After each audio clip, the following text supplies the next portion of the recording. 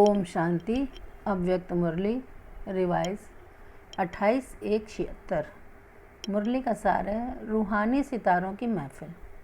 आज बाप दादा सितारों की रूहानी महफिल को देख रहे हैं। महफिल में विशेष 3 प्रकार के सितारे हैं। हर एक सितारा अपने आप को जानता है कि मैं कौन सा सितारा हूँ। एक हैं सफलता के सितारे, दूसरे हैं लक्की सितारे और तीसरे हैं उम्मीदवार सितारे। अभी हर एक अपने आप से पूछे कि मैं कौन हूँ।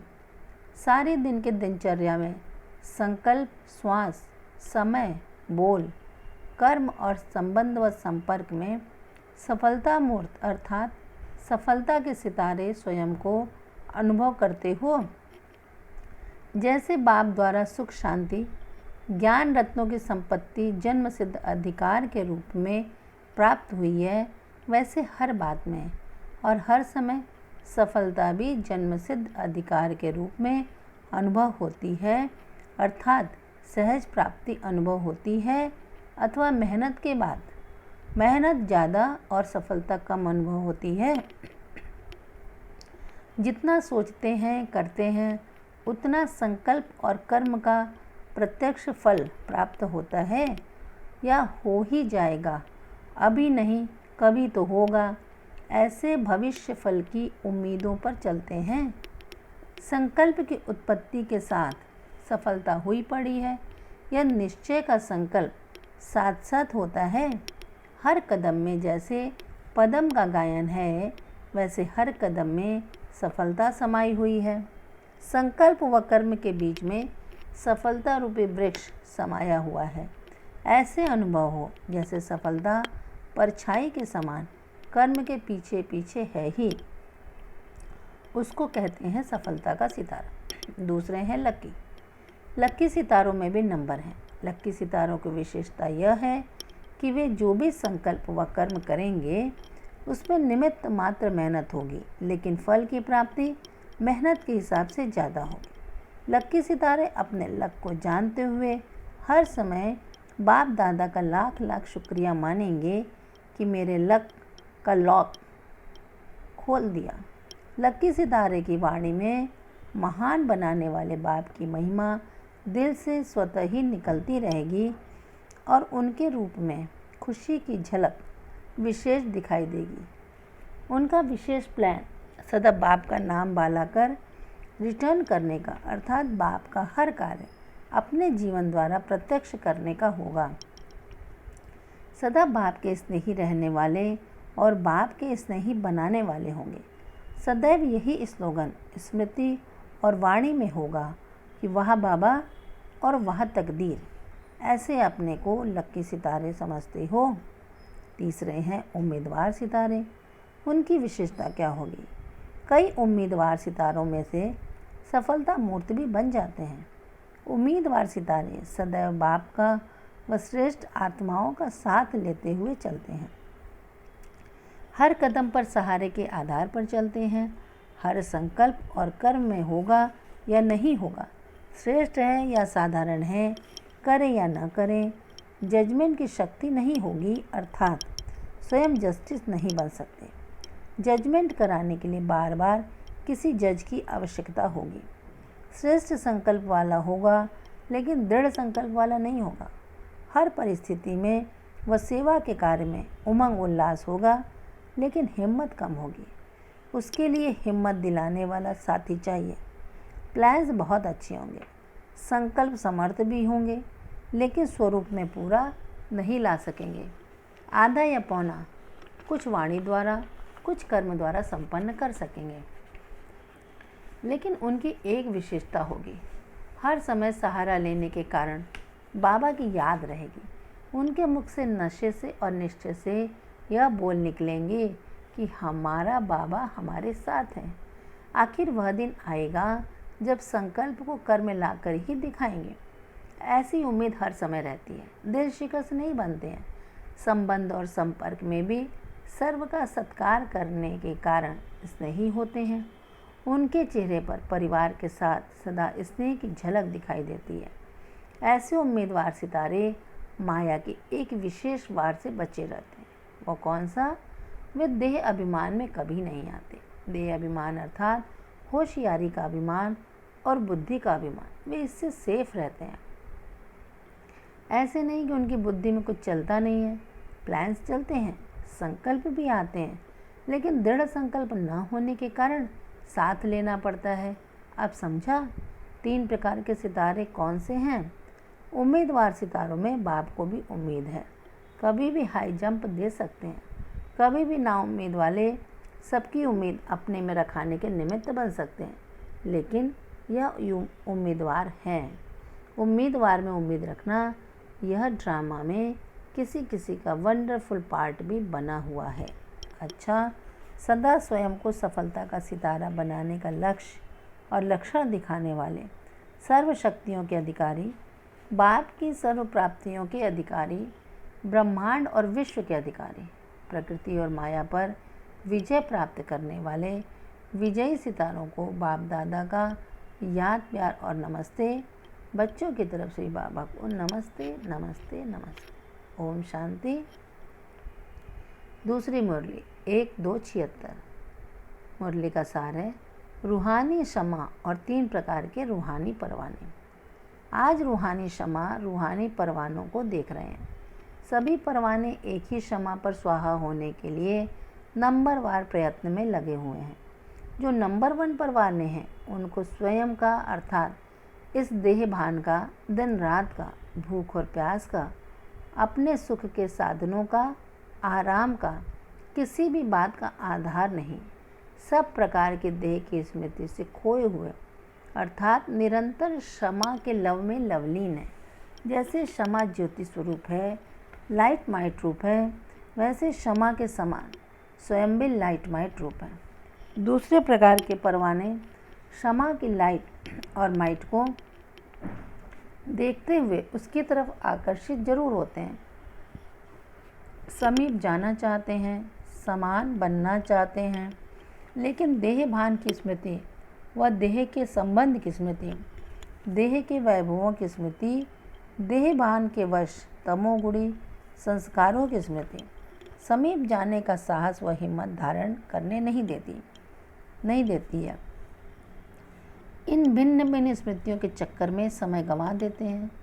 फर्स्ट नंबर है लवलीन परवाने अर्थात बाप के समान स्वरूप और शक्तियां धारण करने वाले, बाप के सर्व खजाने स्वयं में समाने वाले, समान बनने अर्थात समा जाने अर्थात मर मिटने वाले। दूसरा नंबर अनेक प्रकार के चक्कर काटने वाले और अनेक स्मृतियों का चक्कर काटने वाले, वह है समाने वाले, यह है सोचने वाले। तीसरे नंबर के परवाने क्षमा को देख आकर्षित भी होते, सोचते भी, लेकिन दुविधा के चक्कर में रहते हैं अर्थात 2 नाव में पांव रखना चाहते हैं। माया के अल्पकाल के सुख भी चाहते हैं और क्षमा द्वारा व बाप द्वारा अविनाशी प्राप्ति भी चाहते हैं। ये हैं बार बार पूछने वाले, वह सोचने वाले और ये पूछने वाले। ऐसा करें या ना करें, प्राप्ति होगी या नहीं होगी, हो सकता है या नहीं हो सकता है, मुश्किल है या सहज है, यही एक रास्ता सही है या और भी है। ऐसे स्वयं से व अन्य अनुभवी आत्माओं से पूछने वाले। इच्छा है लेकिन इच्छा मात्रम अविद्या होने का साहस ही नहीं है। मिलना भी चाहते हैं लेकिन जीते जी मरना नहीं चाहते। जीते जी मरना अथवा छोड़ने में हृदय विदीर्ण होता है। ऐसे 3 प्रकार के परवाने क्षमा पर आते हैं। अब अपने आप से पूछो कि मैं कौन सा परवाना हूँ। अनेक प्रकार की स्मृतियों के चक्कर समाप्त हुए हैं या अब तक भी कोई न कोई चक्कर अपनी तरफ खींच लेता है। अगर कोई भी व्यर्थ स्मृति के चक्कर अब तक लगाते हो तो स्वदर्शन चक्रधारी संगम युगी ब्राह्मणों का टाइटल प्राप्त नहीं हो सकेगा। जो स्वदर्शन चक्रधारी नहीं वह भविष्य का चक्रवर्ती राजा भी नहीं होगा। 63 जन्म भक्ति मार्ग के अनेक प्रकार के व्यर्थ चक्कर लगाने में गंवाया। वही संस्कार अब संगम पर भी न चाहते हुए भी क्यों ही मर्ज कर लेते हो। चक्कर लगाने में प्राप्ति का अनुभव होता है या निराशा होती है। 63 जन्म चक्कर लगाते, सब कुछ गंवाते, स्वयं को और बाप को भूलते हुए अब तक भी थके नहीं हो कि ठिकाना मिलते भी चक्कर काटते हो। अविनाशी प्राप्ति होते विनाशी अल्पकाल की प्राप्ति अब भी आकर्षित करती है। अब तक कोई अन्य ठिकाना प्राप्ति कराने वाला नजर आता है क्या? यह श्रेष्ठ ठिकाना जानते हुए भी अल्पकाल के ठिकाने आई विल अर्थात ऐसे समय के लिए बनाकर रखे हैं। ऐसे भी बहुत चतुर हैं। लेने के समय सब लेने में होशियार हैं, लेकिन छोड़ने के समय बाप से चतुराई करते हैं। क्या चतुराई करते हैं? छोड़ने के समय भोले बन जाते हैं। पुरुषार्थी हैं, समय पर छूट जाएगा। सर्कमस्टांसेस ऐसे हैं, हिसाब किताब कड़ा है, चाहता हूँ लेकिन क्या करूँ, धीरे धीरे हो ही जाएगा। ऐसे भोले बन बातें बनाते हैं। नॉलेजफुल बाप को भी नॉलेज देने लग जाते हैं। कर्मों की गति को जानने वाले को अपनी कर्म कहानियाँ सुना देते हैं और लेते समय चतुर बन जाते हैं। चतुराई में क्या बोलते हैं? आप तो रहम दिल हो, वरदाता हो, मैं भी अधिकारी हूँ, बच्चा बना हूँ तो पूरा अधिकार मुझे मिलना चाहिए।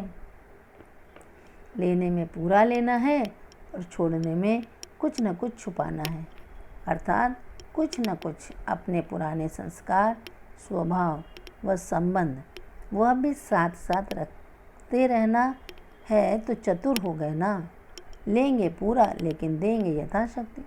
ऐसे चतुराई करने वाले कौन से प्रारब्ध को पाएंगे? ऐसे चतुर बच्चों के साथ ड्रामानुसार कौन सी चतुराई होती है?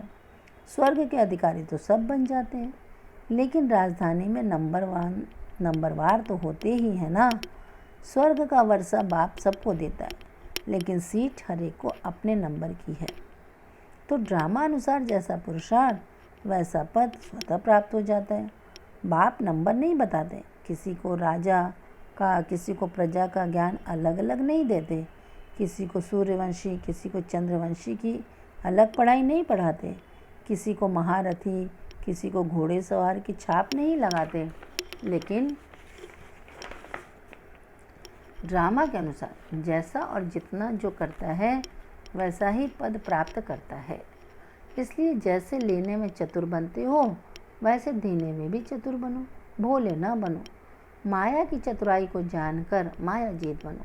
चेक करो कि एक यथार्थ ठिकाने की बजाय और कोई अल्पकाल के ठिकाने अब तक रह तो नहीं गए हैं, जहाँ न चाहते हुए भी बुद्धि चली जाती है। बुद्धि के कहीं जाने का अर्थ है कि ठिकाना है, तो सब हद के ठिकाने चेक करके अब समाप्त करो, नहीं तो यही ठिकाने सदा काल के श्रेष्ठ ठिकाने से दूर कर देंगे। आप श्रीमत स्पष्ट देते हैं कि ऐसे करो, लेकिन बच्चे ऐसे को कैसे में बदल लेते हैं।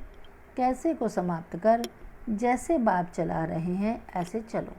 अच्छा, क्षमा समान लाइट हाउस नंबर 1 परवाने अनेक चक्कर समाप्त कर सुदर्शन चक्रधारी बनने वाले, विश्व के मालिक बनने के अधिकार को प्राप्त करने वाले, बाप के श्रीमत पर हर कदम उठाने वाले, ऐसे कदमों में पद्मों की श्रेष्ठ कमाई जमा करने वाले, सदा लवलीन रहने वाले परवानों को बाप क्षमा की याद, प्यार और नमस्ते।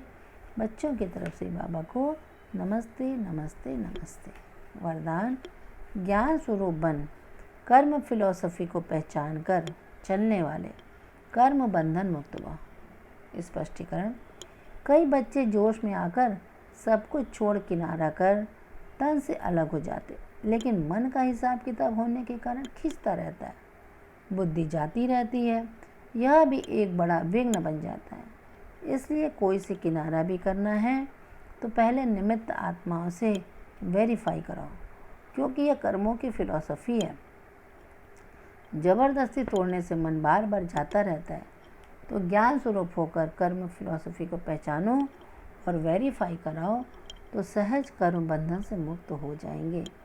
स्लोगन, अपने स्वमान की सीट पर सेट रहो तो माया आपके आगे सरेंडर हो जाएगी।